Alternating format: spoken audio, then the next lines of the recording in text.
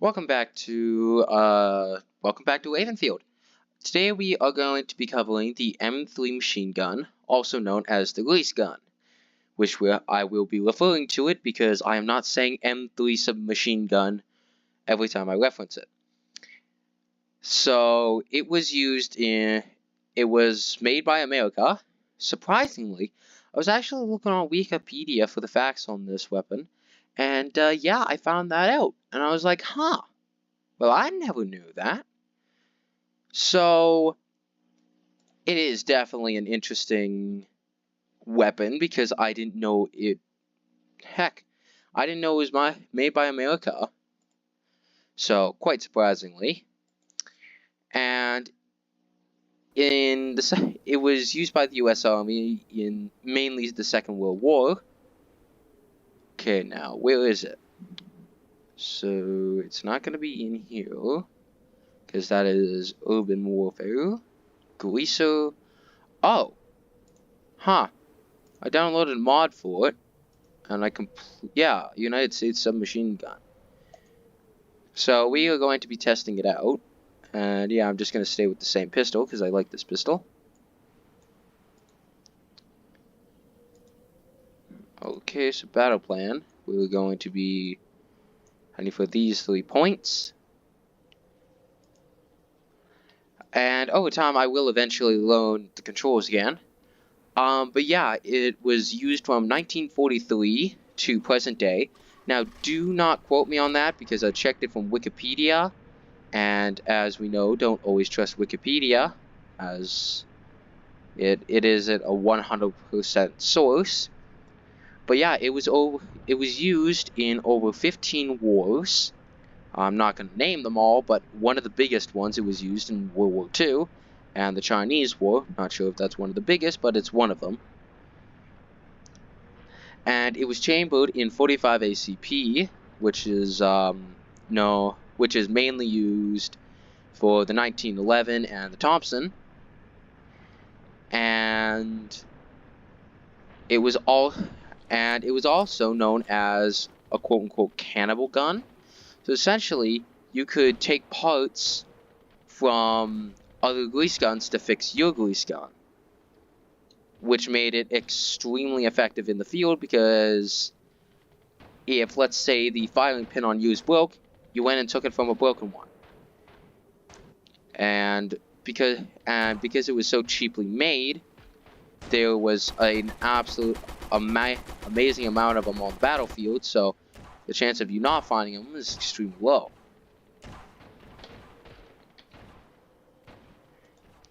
Okay, we're spawning at river. But yeah, it's been an incredibly long time since I have actually legitimately played. So just trying to figure out the controls again is an interesting conundrum. GH maybe? I'm not entirely sure. Oh. Yeah, no it's not. Yeah, I have no clue. But either way, it's got a 30 round clip. Oh, I should not say clip because it is a magazine. There's a huge difference. I just need to get back into my weapon terminology because again, it's been a long time since I recorded a video, so I'm not entirely sure what I'm talking about. And I'm also very tired because I ended up crashing my bike yesterday. I'm not entirely sure how, but I crashed my bike and kind of tore my elbow apart, so sleeping is very uncomfortable. Oh, I killed a laser. Huh. Interesting. Well, I protected the emos. Anyway, so it's probably one of the most iconic weapons.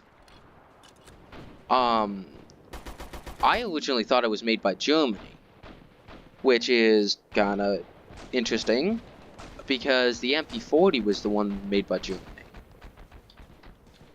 I swear, I'm tempted to press like every key on the keyboard until I figure out what. Is that V? No, V is kick.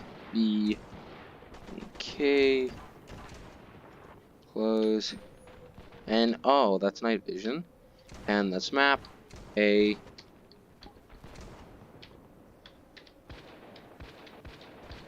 Yeah, I have no idea.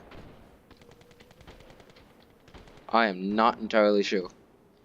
But, honestly, I think it was one of the most... I wouldn't say influential, but I think it was one of the... Like, because you had the Sten gun and the Grease gun, which were both incredibly cheaply made. But I think it was... I'd say that... I'm not entirely sure what the most popular weapon from history is. Like, movies, comic books, and stuff. I'd have to say the AK is really high up on there. Because it was an incredibly popular... It is incredibly popular. I would say the MP40 might be a bit more popular than the M3. Simply because of, like, Kino and the Call of Duty games. Where the MP40 was kind of starring. Like, you can't really... Like, Kino... Every single game of Kino, you're always using the MP40 to get points early on. I got absolutely sniped there. Oh, and he's using the M1 Grand, which I actually used yesterday. Make sure to go check out that one. But overall, I think probably the M3 is one of the... I'd say probably one of the coolest World War II weapons from American, like the Americas. Okay, maybe not the coolest, but probably one of the... I wouldn't say reliable, but one of the best I'm gonna say battle-hardened weapons. Simply because it could be used in so many different situations.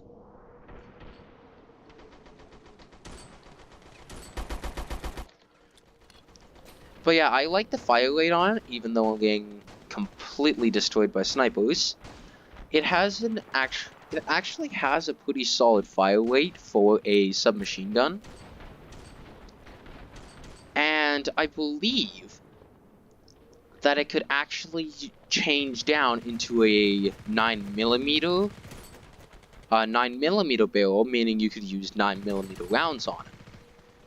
Which... like, that's a huge advantage. Because if you're wading into a German fort, one of the most popular was the M9 Luger. So the fact that they were able to, like, take all the Luger rounds and use them as well probably helped the Allies so much with the invasion of, like, Normandy. I don't know if it was used in Normandy. Like in the invasion of Normandy, also known as D-Day. I'm not entirely sure about that. I know it was, like, as the wiki says, it was used in World War II. So there was a high probability that it was, but I believe that was mostly down to... I believe most of the charge was actually with the 303, which was rifle we'll actually probably be covering tomorrow. And we are getting absolutely destroyed here, which isn't good.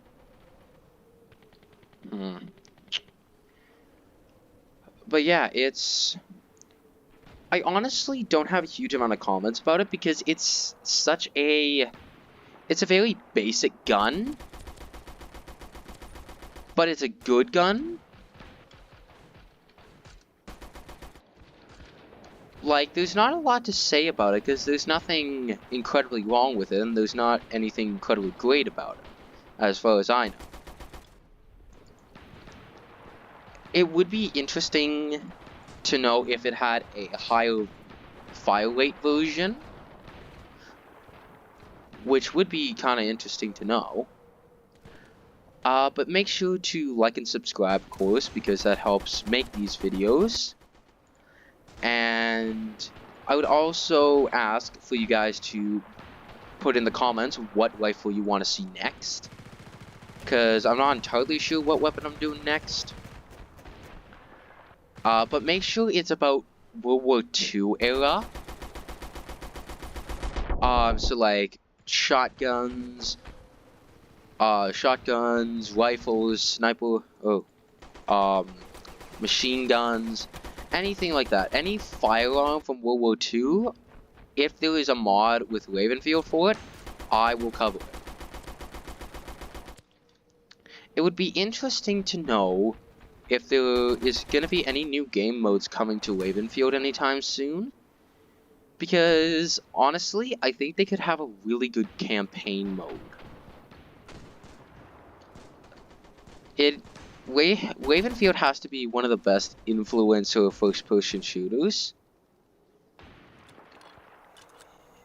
And I really enjoy it. I enjoy playing it. I don't play it on stream too often because it really doesn't pull the views. But overall, oh wow, we just captured 4 positions. But it does have a decent accuracy, which is very good, because accuracy is incredibly key for something like this.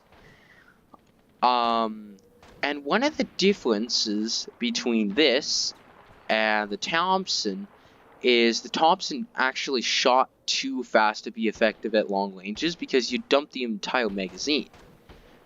That is why it's known as a trench sweeper, is because it would literally sweep a trench. The only problem is, though, is the fact that it would dump the entire magazine and you'd use all of your bullets in a few seconds. Which is... it's good for close quarter combat to be able to dump 30 rounds in 2 seconds, but anything that's longer than maybe 50 feet is just going to be a huge waste of ammunition. And hopefully we'll be able to close off this game before I'm ending the video, but I'm not entirely sure. It looks like there's a high probability that they'll win, but hopefully they won't. And I'm looking up the controls for Ravenfield because I just cannot remember them. Or I could just play in my Blondie. Haha, very funny. But yeah, let me know what you want next. I will be streaming on Saturday. I'm not entirely sure what I'll be streaming. I'll probably ask one of my friends what I should stream. There's a high likelihood I'll be doing Lego The Hobbit, which should be a bunch of fun. I'll probably play through Lego The Hobbit, then Lego Lord of the Rings, and then after, I'll probably play Phantom Forces again to get my views back up. Because I've noticed that Phantom Forces, as much as it does start tanking my energy by about the 3 or 4 hour mark, it just brings in so many viewers. So I think we lost, but hey, that's life. So thank you guys for watching, and yeah, we lost. But yeah, have a good day, make sure to like and subscribe, and I will see you in the next one.